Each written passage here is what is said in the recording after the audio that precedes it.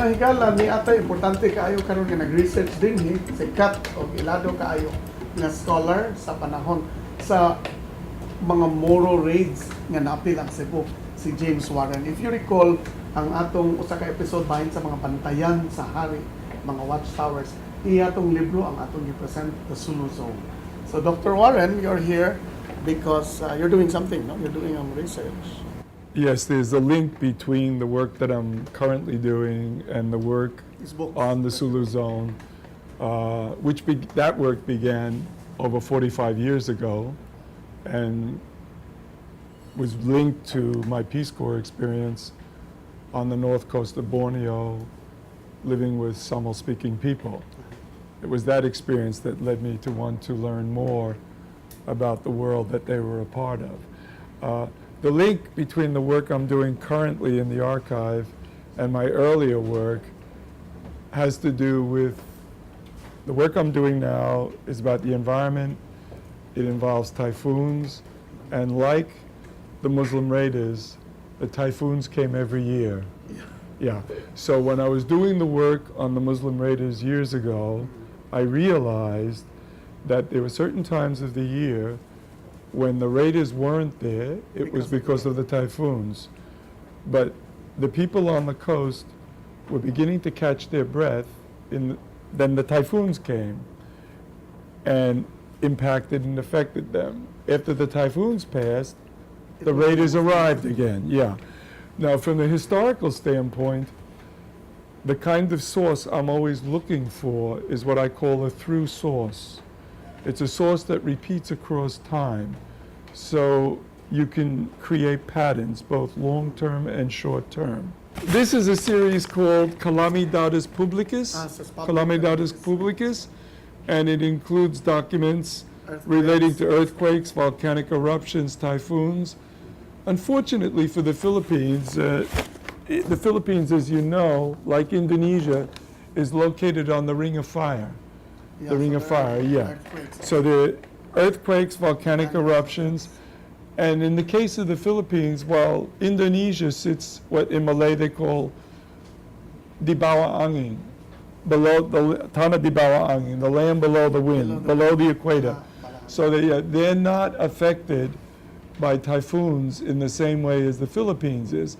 So the eastern side of the Philippines especially, que lastima, you know, I mean, in terms of the typhoons being spawned in the Pacific, in Carolinas, the Marianas, then sweeping east, every year hit the east coast of the Philippines. And nowadays, the problem is, through no fault of the Filipino people, as a result of climate variability and change, over the centuries, but especially since the 1970s, the size of these storms and the intensity of them have increased dramatically, yeah. And you're going to write from that period up to the present? Well, the typhoon study, which I've been working on for a quarter of a century, covers the period from effectively 1565 to 2008. So it takes in the era of pre-instrumental observation, then it comes down to the end of the 19th century when the Jesuits, based here in Manila, at the Ateneo, pioneered the science of meteorology in Asia.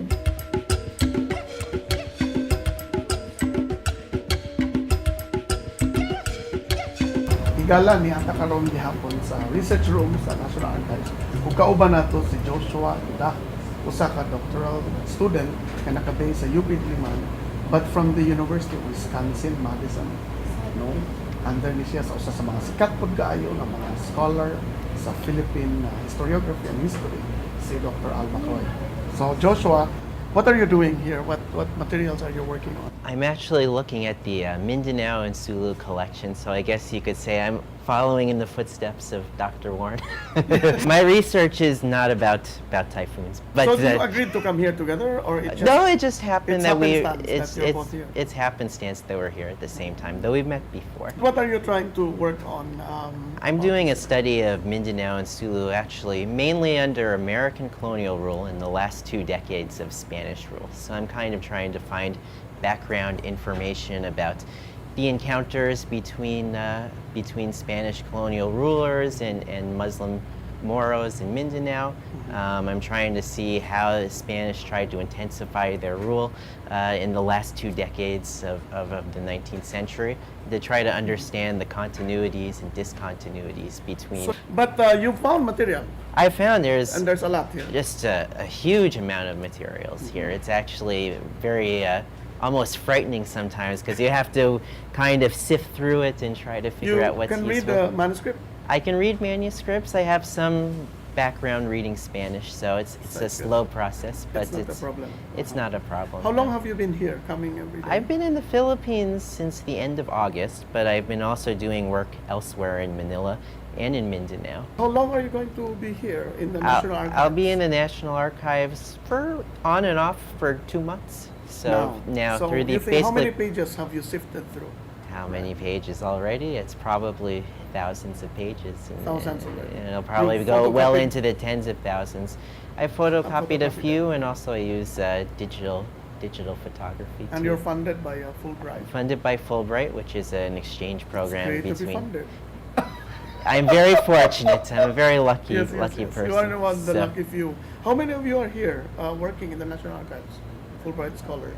I think I'm actually the primary You're the one, right? historian right now working in the Fulbright office. There are a few anthropologists and political Yes, that's what scientists who are, mostly who are doing research in the field or ethnographies. But right now, I'm the only historian who's been working here. There's another historian working elsewhere at the Ateneo and at Lopez Library too. So you think you will be able to produce, you will be able to encounter some documents on Cebu and what the, on Cebu, the yeah, Moro there's raids and all actually oftentimes a lot of the reports were actually for Moro raids. for Moro and raids. How they were- armed themselves. Yeah, we're from Cebu or from other parts of the Visayas, so it's actually, you can't understand Cebu apart from Mindanao and vice versa, I So think. when is the book due? I mean the dissertation.